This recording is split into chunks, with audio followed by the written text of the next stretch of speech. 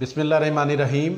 मैं हूं जवेद इकबाल हंजरा और आप देख रहे हैं आज की बात। नादरीन, जापान में एक प्रोफेसर ने कॉन्फ्रेंस में शरीक होना था। वो जब एयरपोर्ट से बाहर निकला तो बाहर उसने एक टैक्सी ड्राइवर को बुलाया और उसको उसने बताने की कोशिश की कि मैंने फ़लाँ जगह पे जाना है, कॉन्फ्रेंस में मैंने शरीक होना है। चूँकि दोनों को एक दूसरे की ज़बान नहीं आती थी तो दोनों एक दूसरे की बात समझ नहीं पाते थे। एक जापानी बोलता था, दूसरे की अपनी ज़बान थी, किसी और मुल्क से गया हुआ था, तो दोनों को एक दूसरे की बात की समझ नहीं आती थी। लेकिन इतनी बात वो ज़रूर समझ गया कि जो स्पॉट बताया गया, जो जगह बताई गई, प्रोफेसर ने जो जगह बताई, तो ड्राइवर उसने अंदाज़ा लगा लिया कि मैं यहाँ पे इस शख्स ने जाना है। तो उसने को गाड़ी में बिठा लिया। सफ़र शुरू हो गया। पर शुरू हुआ तो ड्राइवर ने मीटर ऑन कर दिया। थोड़े सफ़र के बाद ड्राइवर ने दोबारा मीटर ऑफ़ कर दिया और कुछ देर बाद दोबारा कोई 4 किलोमीटर 5 किलोमीटर के सफ़र के बाद दोबारा मीटर को एक बार फिर ऑन कर दिया। इस पे जो प्रोफेसर साहब थे वो बड़े हैरान और परेशान हुए, चूँकि उनको बात की समझ नहीं आती थी, एक दूसरे की ज़बान को नहीं जानते थे। इसलिए उन्होंने कोई बात नहीं की ड्राइवर से और चुप करके वो गाड़ी में बैठे रहे। जब वो उस जगह पे पहुँचे जिस जगह पे प्रेजेंस होनी थी, तो वहाँ पे बड़ा वालहाना इस्तकबाल हुआ प्रोफेसर साहब का, क्योंकि उन्होंने कोई वहाँ पे लेक्चर देना था। तो सबसे पहले उसने जाके वहाँ से जो वहाँ उनको वेलकम करने वाले लोग थे, प्रोफेसर ने उनसे पूछा कि इस शख्स से ये पूछें कि मैं इस गाड़ी में बैठा हूँ। तो इसने मीटर ऑन किया गाड़ी का, लेकिन थोड़े सफ़र के बाद इसने मीटर को ऑफ़ किया और फिर थोड़े सफ़र के बाद इसने मीटर को ऑन किया। ये मुझे बताएं, इससे पूछ के बताएं कि इसकी क्या वजह थी, इसने ऐसा क्यों किया।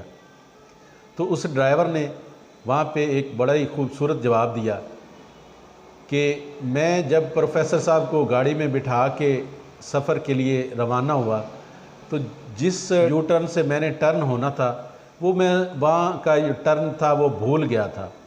तो फिर इसलिए मुझे उससे अगला टर्न था वहाँ से टर्न होना पड़ा, जो तकरीबन 4 से 5 किलोमीटर का फ़ासला बनता था। इसलिए जब मुझे पता चला कि मैं ये टर्न जहाँ से लेना था वो भूल गया हूँ, तो वहाँ पे मैंने मीटर को ऑफ़ कर दिया और जब वो टर्न लेके मैं वहाँ से दोबारा उसी सड़क पे आ गया तो फिर मैंने वहाँ से मीटर ऑन कर लिया। इसलिए मैंने ये सारा किया कि ये गलती मेरी थी, ये प्रोफेसर साहब की गलती नहीं थी और इसका खमियाजा भी मुझे भुगतना चाहिए था। इसका जो नुकसान है वो मुझे ही होना चाहिए था। इसका नुकसान मैं मुसाफिर की जेब पे नहीं डाल सकता।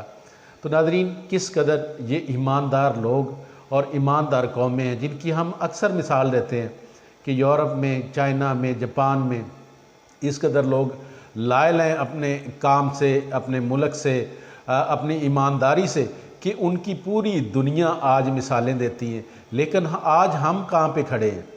आज हम बैसियत मुसलमान होते हुए ला इलाहा इल्लल्लाह की बुनियाद पे जिस मुल्क की बुनियाद रखी गई और जिसमें तकरीबन 98% जो मुसलमान बसते हैं, उस मुल्क में हम क्या कर रहे हैं?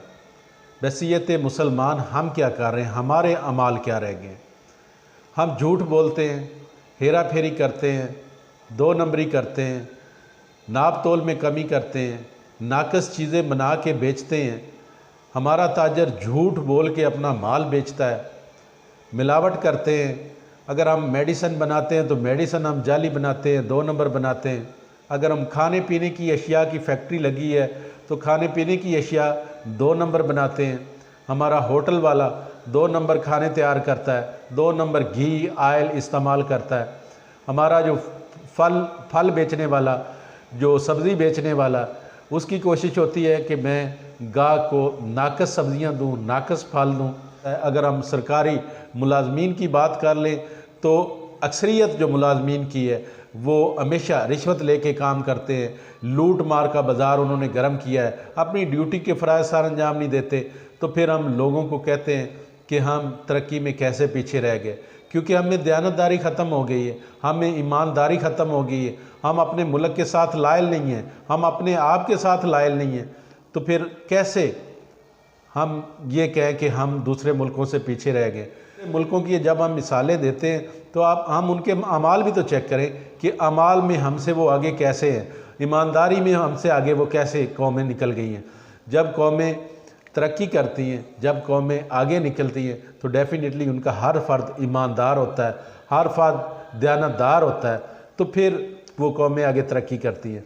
वरना इस तरह ही हमारा मुल्क मुआशरत की बदतरीन सूरत हाल से गुज़र रहा है, तो फिर ऐसे ही कौमों का हाल होता है जो कौमें अपने आप के साथ मुखलस नहीं होती, अपने मुल्क के साथ मुखलस नहीं होती। ये इंतहाई अफसोसनाक सूरत हाल है।